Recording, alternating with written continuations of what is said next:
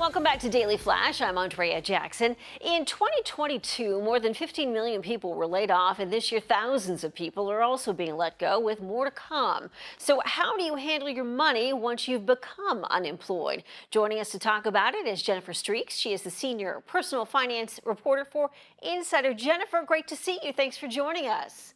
Thanks for having me. So first question here, what is the first thing we should do if and when this happens to us? The first thing you should do is know who your HR contact is. That person is going to shepherd you through the layoff process as it relates to severance pay, paid time off that's still owed to you, 401k issues and matters. No matter anything that might come up during this process, your HR contact is very important. Why is having that severance package so important for the next step in the process? Well, that severance package is going to be your financial bridge to help you get to the next step. That's going to cover your bills and expenses until you find your next job or whatever your next source of income is going to be. So you definitely need that. You want to make sure that you're working with your employer to get a good severance package. If it's negotiable, be aware of all of your options. The idea that we have at least 6 months worth of money in savings in the event that this happens is tough. And so many people get used to spending on things like Wi-Fi and streaming services. So how can we better plan for all of this? This is the time to reduce your spending. Really take a look at your budget, look and see what you're spending your money on, whether it's streaming services, the food delivery, going out on the weekends. This is the time to cut back and really see what you need as opposed to what you want, because you want to make whatever income you have last as long as you can until you get to your next income stream.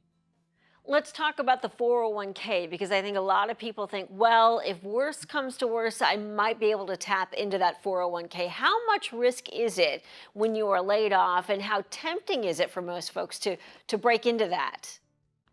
Oh, I mean, it's very tempting. That is like a cache of money that you've been putting into over a period of time. So it might seem very tempting to just, cash that out and use that as your bridge, but it could be very expensive because your employer may withhold, 20% for taxes. If it's considered early withdrawal, that's another 10%. So you really could be cutting down your 401k funds significantly. If you can, try to roll that into an IRA, maybe wait until you get your next job and roll it into the new employer's plan, or even just leave it with your previous employer and let it continue to grow. But cashing it out should be a last resort option. I think a lot of people, when they get laid off, it's pretty much unexpected. So should you immediately start job hunting, or should you take a break and maybe reevaluate your situation?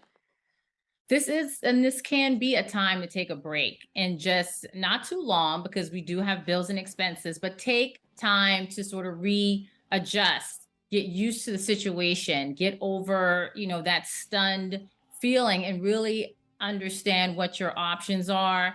Think about what you really want to do for your next chapter, and let's not just rush right into the next thing. And it can definitely take a toll on your mental and physical well-being. So what advice do you have for folks who are kind of hitting that reset button if they're in this kind of predicament? This is a great time for self-care, just to totally be selfish with your time. There's no more getting up to be somewhere at 9 o'clock in the morning, at least for right now, and just really see what your mental health is going to require right now. Being laid off, especially because oftentimes it does come as stunning news, can be a gut punch. You can feel betrayed, blindsided, hurt by an employer that you thought that you were doing a good job for. So this is the time to really sort of ramp back up your mental reserves and take that time for you.